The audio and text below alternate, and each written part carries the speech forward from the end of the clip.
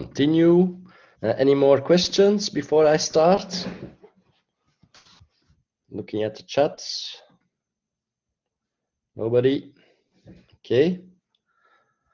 So, plotting different data types. For each data visualization, usually you have this process. So usually you have one or more several data sources, and then you maybe want to join them. What's your opinion on the power of BI? My opinion. I have some slides about from Microsoft Power BI. I have some slides about business intelligence tools. But actually, I'm not. I don't have really an opinion on the different types of tools. So no strong opinions there. I would say you have two types of tools, but we'll come to that later. So either you program in Python or you use one of these BI tools. So that's a big difference there, and that has some pros and cons. And the difference between the different intelligence tools, actually, I don't know all of them. So I wouldn't, like Microsoft, I haven't used that before. Okay, but let's continue with the presentation. So for each, before you do a data visualization, you usually have to do some pre-processing. So that's joining different data and then mapping or transforming it. And then you plot your visualization. So there are different data types. So we have two dimensions here. So the first most important distinction is between discrete and continuous value data. And then within each category, you have either ordered or unordered values. So unordered discrete values, we call them nominal. So you can think of them as categorical data, such as different product types or countries or something like that. So they're not ordered and they have a discrete value. Then on the other hand, you have ordinal values. So again, discrete values such as small, medium, large, and those three values are an example of an ordinal discrete type. Or you can have all the integers, which are discrete, but also quantitative. And then on the other hand, you have regular continuously ordered data. And so there the order between values matters.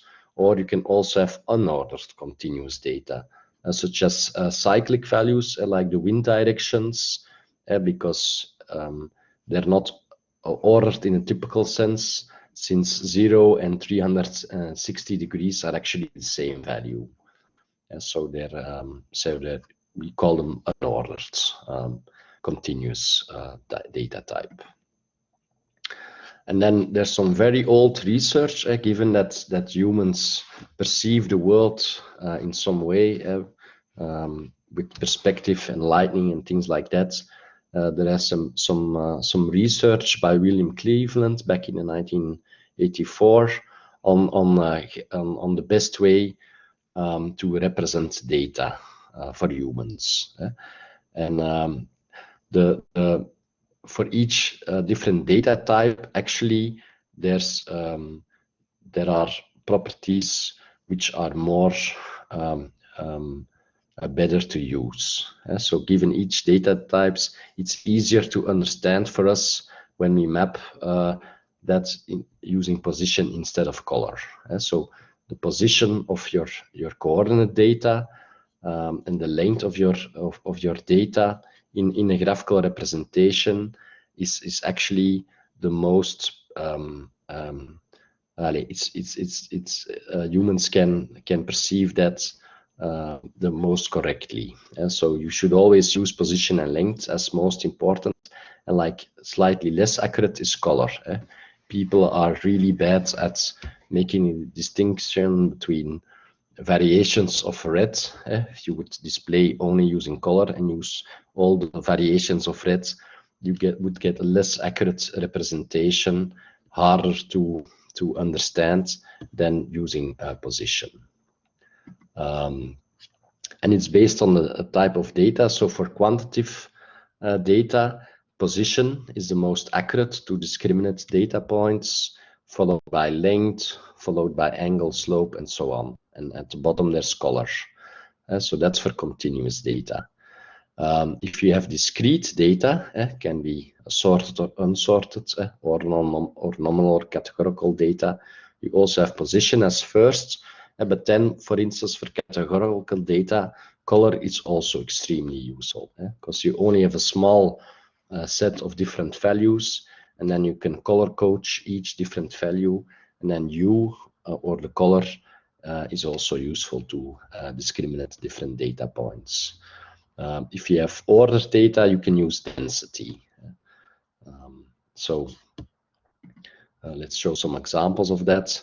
For example, here you have a pie chart versus a bar chart. And then the theory says that in the pie chart you use angles, and they have lower perceptual accuracy than position and length used by the bar chart. So here the bar chart would be preferred to represent that data.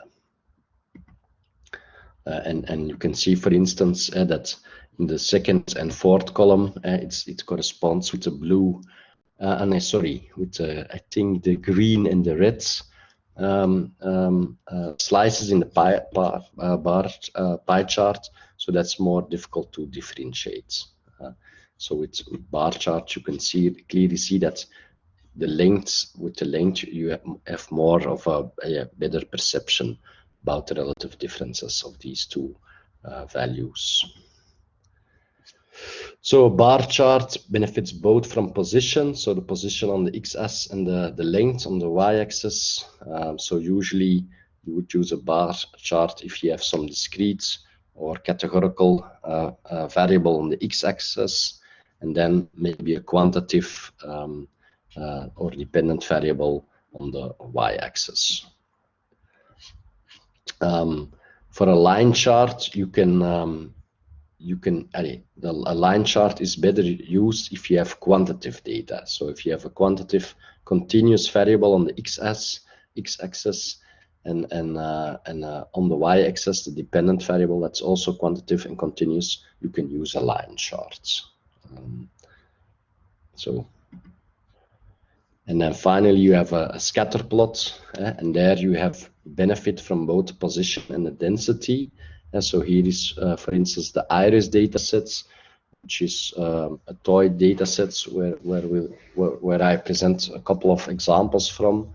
So in the iris data sets, basically you have a number of columns about different iris flowers. So you have different types of iris flowers, and some flowers have a longer, there's a difference in petal width and sepal length. And if you would visualize that data, for instance, here using the scatter plot, you can see that iris setosa flowers typically have a lower sepal length and petal width, while iris virginica flowers have a higher petal width and higher septal length. But using this scatter plot with the color coding for the class, you can see that cluster that's immediately obvious. And so the distance to each point, you can really perceive it well here with these scatter plots. And then a table is also kind of visualization, and there you benefit from the position. So the positions from each point. And here that's also good if you have discrete or nominal data on the x-axis and discrete data on the y-axis. A table is also a good way to visualize data. Then here are two bar charts, and in this case you have the age, and yeah, the main point of this slide is just if you have a natural order in your discrete data, such as here the discretized values of age, then you can best display it using their natural order on the x-axis. Because in the second plot, it's sorted according to the the percentage of persons with a certain age probably, and you can see that that's less intuitive for this type of data. And for other types of variables, so if you don't have an order, like here you have different websites, and then the percentage of clicks, for instance, on the y-axis, and then because there's not really an order specified between these different websites, the authors suggest to sort them on the dependent value. So that's why you should prefer the left plot. And here's an overview, so you can use this overview if you want to design a statistical plot, and then you can see, okay, what do I have on the independent or the x-axis? And then you can say I have some categorical data, some discrete data. So what's the dependent variable? If it's quantitative continuous, you can use a bar chart. You can use a bar chart because the position is good for discriminated between different discrete values on the x-axis, and the length of each bar is perfect for quantitative continuous data or quantitative discrete data. That's both bar charts.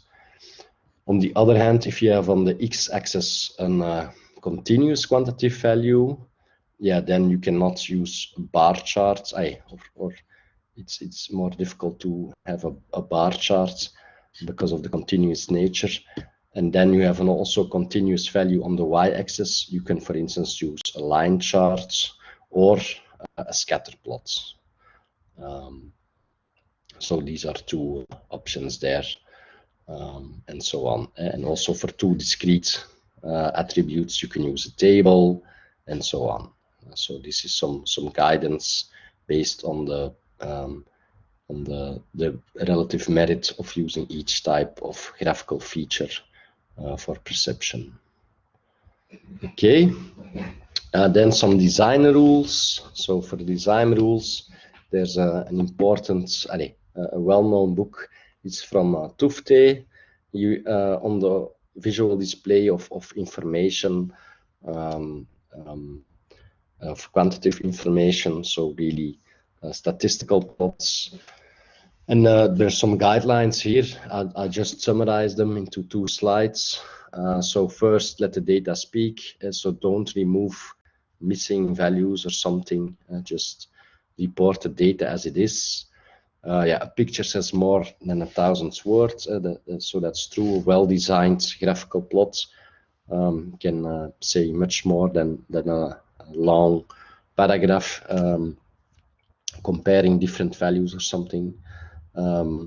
So 4 principles then. First is annotate well, and so that's also always a cardinal mistake, I would say, if you don't have labels around your axis. So each, the x and the y axis should always have a label. I think the last visualization here, it didn't have a label, so I had to guess.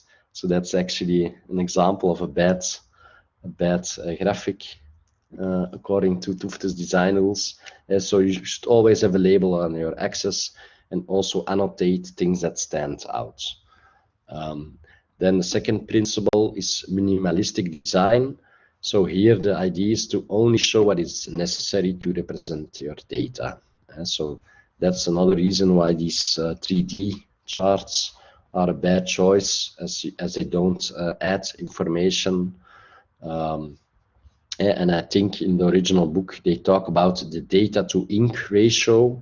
And so that means most of your ink, most of your lines should be used to really show your data points. And there shouldn't be a lot of ink used for other elements in your graphical plots.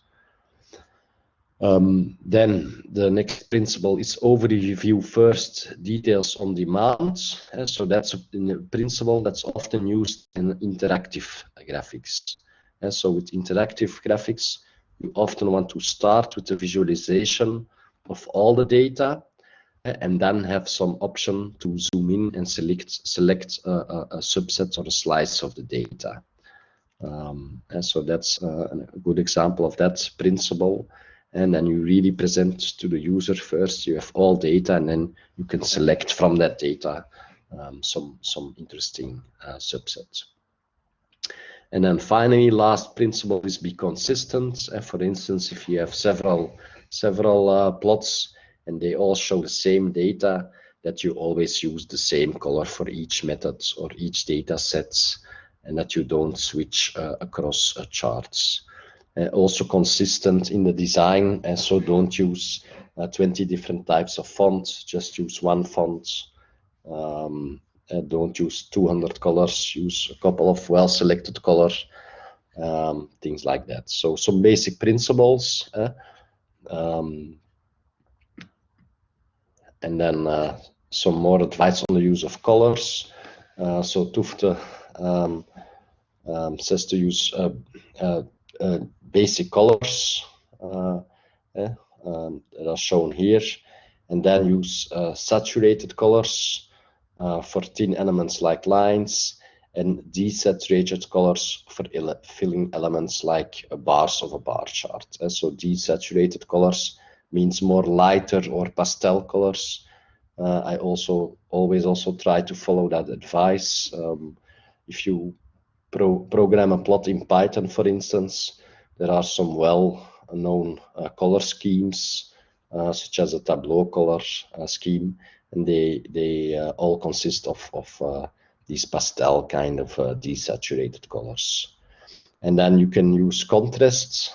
That can also be important, so more brighter blues or more lighter blues, and you can use the bright colors to draw attention. And so typically for an infographic or something, I would use red and green with a bright color to highlight something that I like or don't like. So also be sure for the contrast, and so also always make sure that your text is readable, and so no light white text on a yellow background or something, and so also that's also important. And then hue or different colors, I think we discussed that before also, are good for discrete variables, but don't use colors to display quantitative information. Okay, and then a next problem is displaying higher dimensional data. So far we assumed we have only 2 dimensions, but what if you have more dimension? What can you do? Well, the first type of visualization you could use is a table. So with a table you can nest several properties, and you can add multiple headers, multiple rows, so show values, more than one value within each cell. So a table is actually a good way, using the position of a table to visualize higher dimensional data. Of course, with table, usually your columns and rows has to be some discrete value. And then you have a nested representation, and so you have a standard scatter plot or bar plot, and then you can have a 2-dimension, but you can add different scatter plots or bar plots on top of one figure. And then you can encode a 3rd dimension. For instance, using color, if you have a categorical variable or some different types of representation. Here again is the iris plot, and here I use a combination of color and also different markers to represent the label of each data point. And so here actually each point has 3 dimensions, so the sepal length, the petal length, and the class of each point. And here's an example of how you would do that in matplotlib. And so first I import matplotlib, and so that's using that first line, import matplotlib pyplot as plots. Then I have 3 colors, 3 types of markers. And so the markers, the D means diagonal, the O circle, and the X is a little cross. And then I loop over my different classes in my data sets. And then the iris sets, I didn't show it in the code, but it's a data frame, and it has an attribute target. And so I select all instances in my data frame where the target is either 0, 1, or 2, and that corresponds with each class. And then I can just plot scatter plots of the sepal length and the petal length, use the color I provided and the marker for each label, and then finally I have some statements here to specify the title and the X and Y labels, and the result you show on the left. And so it's quite easy to do in Matplotlib, and you can combine all the scatter or the bar plot or the box plot. You can do that for different classes or different data sets, and then have one visualization as an output. Here's another example. This is the wine data set. So we have a lot of different properties about wine, like the percentage of alcohol or the percentage of acids and so on. And then you can, the goal of that data set is to predict what type of wine it is. So that's a table on the top of this slide, and on the bottom you see the histograms for each variables. So this is also a nested representation where I actually reduce this high dimensional data sets to a plot for each dimension independently. And so I just have a histogram plot of each dimension, and I stack all those images into one big plot. And actually, if you want to do that in Python, it's just one line. So wine is the data frame, and then .hist, you have a histogram, and in this case, you don't specify the columns, so it creates a histogram for all the different columns. It uses 15 bins, and then there are some options to set the color and the line width and the size of the labels and so on. And then this is another technique for nesting different subplots in one big plot, and it's very useful. It's a pairwise plot, and it's only 2 lines if you use the Seaborn library in Python. So I import Seaborn as SNS. So Seaborn is kind of an extension to Matplotlib, and it has a couple of nice, more advanced ways to visualize data, and you're also doing exercises on that. But here again is the iris data set, so I do a pair plot. So that means I look at the correlation between every pair of dimensions. And so I have 4 variables in my iris data set: sepal width and length, and petal width and length. And what you basically do is you plot the pairwise correlations between. You reduce each. It's a difficult explanation now. Each instance consists of 4 dimensions, but of course you cannot visualize 4 dimensions, and that's impossible.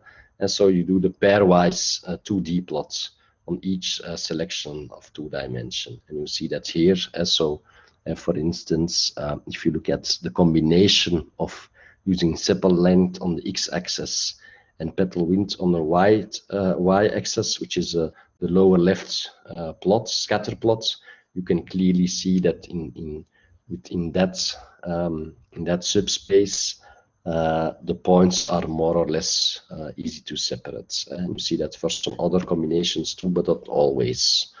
And so that's a very nice visualization, and it's only 1 line in Python. This is another example from Seaborn. Here I display a heat map, and so as an argument I have my data frame iris, but this time I visualize the correlation matrix. So I compute the correlation between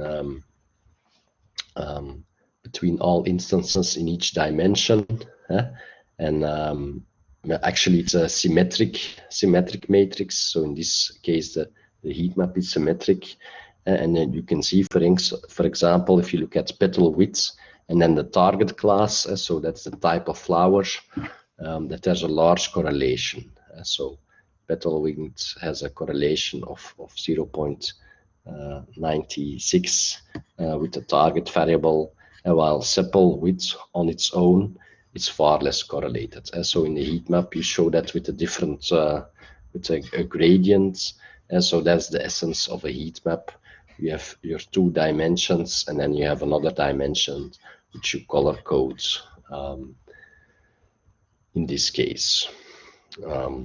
Okay. And then another type is parallel coordinates. So parallel coordinates are also a way to reduce high dimensional data into one plot.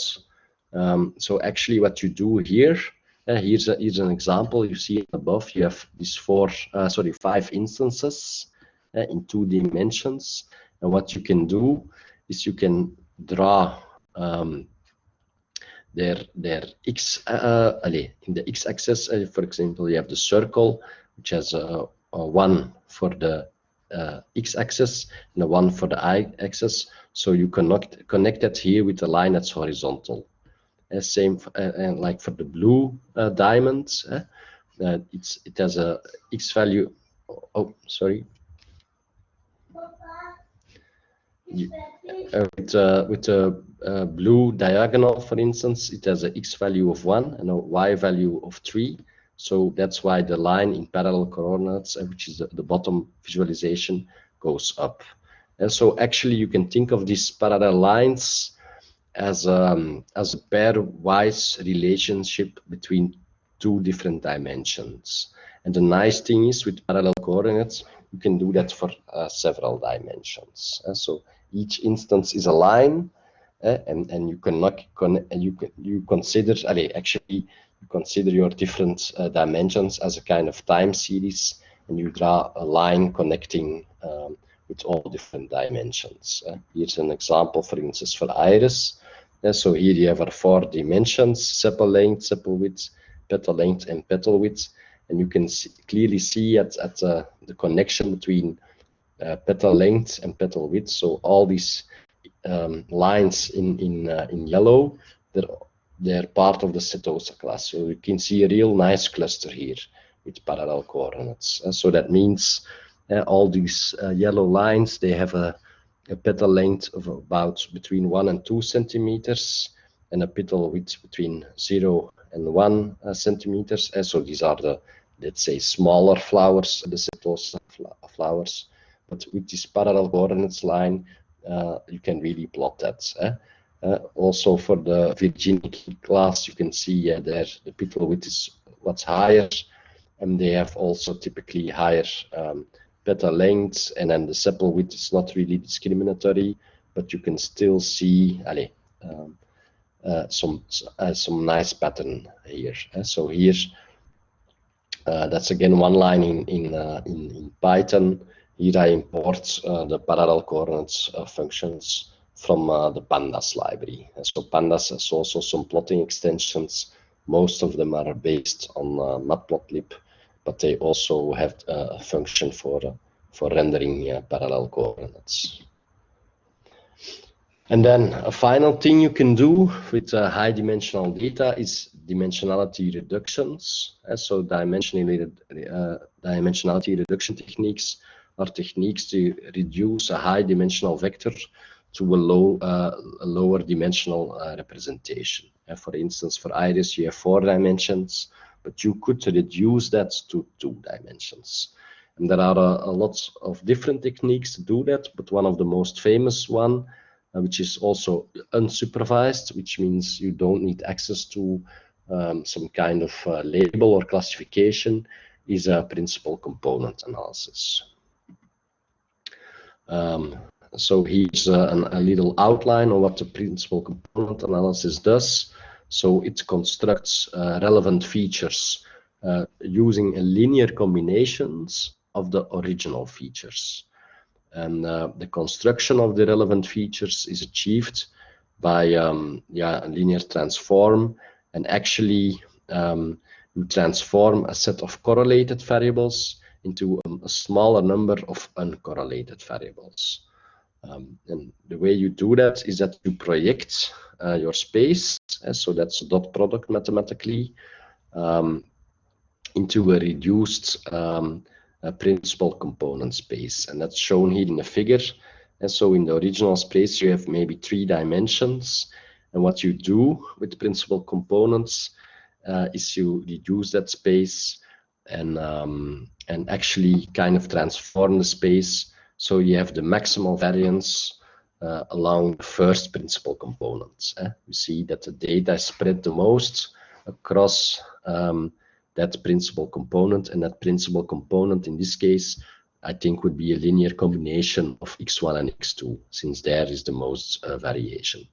And then you again, using that representation, then you compute the second dimension, which is PC2, which has the highest variance after that.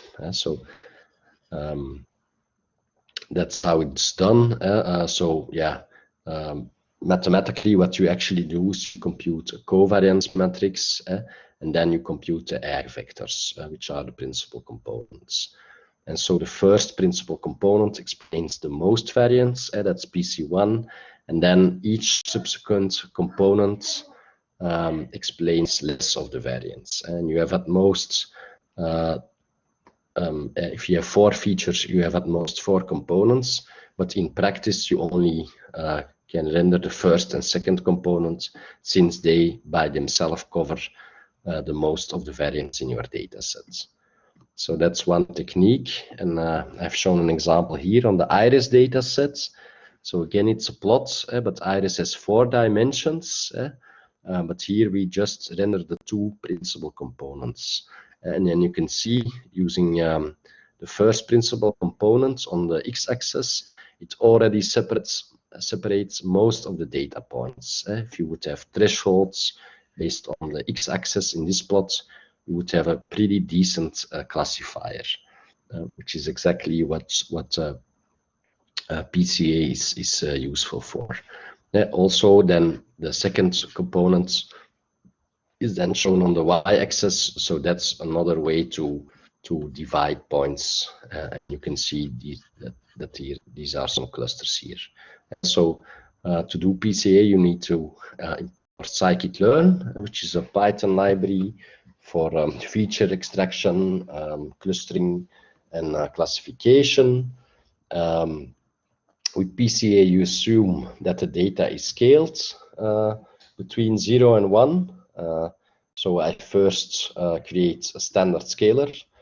Then I create another transform, which is the PCA transform, and I set the number of components to 2. So I'm interested in the top 2 eigenwaarden. And then I first, in my iris data set, I drop the target variable, because that's not a feature. Then I scale each feature between 0 and 1, and then I do the transform. And then the resulting plot here is the scatter plot of the first dimension and the second dimension, so the first and the second principal components. And I use this notation from NumPy to select that after transforming the data. So that's a very useful general technique if you have highly dimensional data, and especially if there's a lot of correlation between the features. Using PCA, you can go to this low dimensional space, and then obviously you can just use a 2D plots to visualize that.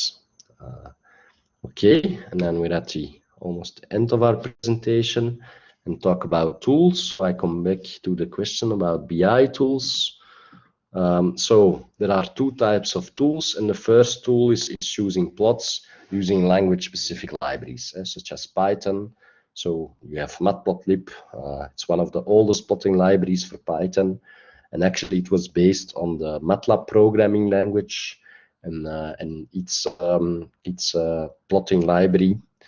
Then you have Pandas. So Pandas also includes functions to directly plot if you have a data frame.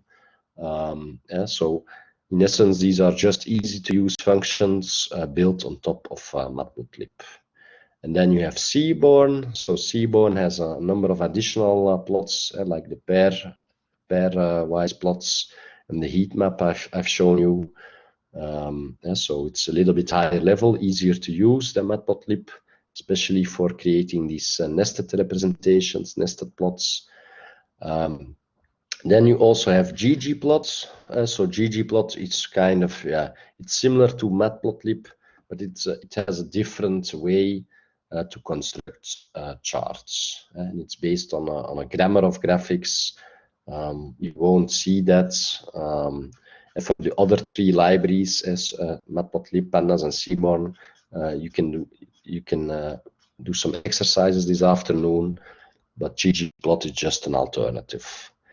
And then you have Plotly. So Plotly supports interactive plots, so it's still in Python, but underneath it uses JavaScript, and it allows you to have some interactive plots, for example, where you can drag your cursor over your graphic, and then it shows you the value of your current selection based on your mouse pointers, things like that. Also a lot of different types of charts. And then finally, you have D3ES. So D3ES is a library in JavaScript. And they have a lot of really advanced, I would say, interactive visualizations.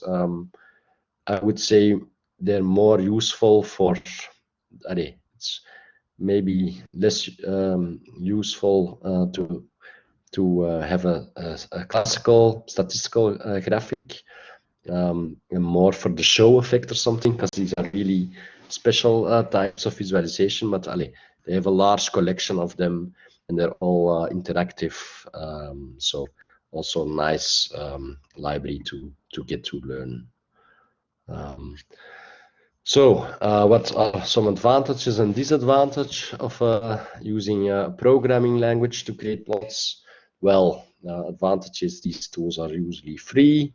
It's also good to automate the workflow, so you can really go from raw data to an output plot in some and save that into some file format.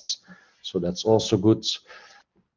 They're less ideal for interactive data exploration because you always have to program something, and that takes time. And so if you want to change the chart property, you can also use something like Excel, which is maybe easier to just click and change the chart type than changing your codes. And also, there's no way to automatically update your plots based on new data. So that's also a disadvantage. And then you have business intelligence applications. So business intelligence applications work a little bit different. So usually you have this graphical user interface, and there you can create different types of plots or tables on top of an existing data source. And so typically you would connect with a relational database, and then you would maybe drag some type of column into your in that graphical interface, and then it would create a line chart, and then maybe you can click on that column and then make it a bar chart or something like that. So that's all done with a graphical user interface. And the nice thing about business intelligence applications is that you can also use dashboards. So dashboards are used to have some charts and make them available for your team, or even publicly, and have some important statistics or plots on them. So that's also something you can do with these BI tools. And so examples are Tableau is very strong, especially for visualization. Grafana, it's an open source tool. Microsoft Power BI, so that was the question from Manuel. You have Google Data Studio, and I share a link here on YouTube. You can watch maybe after the presentation or at home. It shows some steps on how to create your own dashboard. And then you have Amazon QuickSight, and it's basically the same as Google Data Studio, but offered by the Amazon infrastructure as a service suite. Excuse me. What is an advantage of these business intelligence applications? Disadvantages? Well, often they're not free, so that's a disadvantage. They're also good for data exploration. So with the graphical interface, you can quickly try different dimensions, try different visualizations, see how it looks, then maybe select something else. So that's great for data exploration. And also main advantages, especially for dashboards, is since your plots in your dashboards are connected to your data sources, the dashboards always gets the most up-to-date view on your data. So for instance, maybe at Vroomall, we have online recommendations. Then we have a line plot, which shows the click-through rate of one method compared to another method, which is something we are interested in, to see how two different methods that are deployed online, or two different AI algorithms, how they perform online are measured. And with the dashboard, it automatically updates every day. And you just go to that dashboard and you get the latest data. So that's very, very nice, and not available if you use a notebook or something like that. Okay, this concludes this presentation. A little bit early, but I suppose that's no harm is done there. Any questions?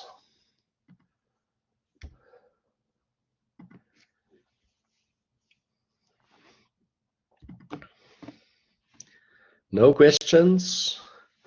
Okay, so this afternoon we're not going to practice with business intelligence tools, but you are going to do exercises using Matplotlib, Pandas, Seaborn, and also Plotly. So that's a very interesting exercise session together with Sophie Houtals. Okay. Okay. Thanks. Yeah. See you next. So next week there's no class. There wasn't a class scheduled, and then we have 2 weeks of Easter holiday. So the next class will be in the week after the Easter holiday. So see you then. Bye.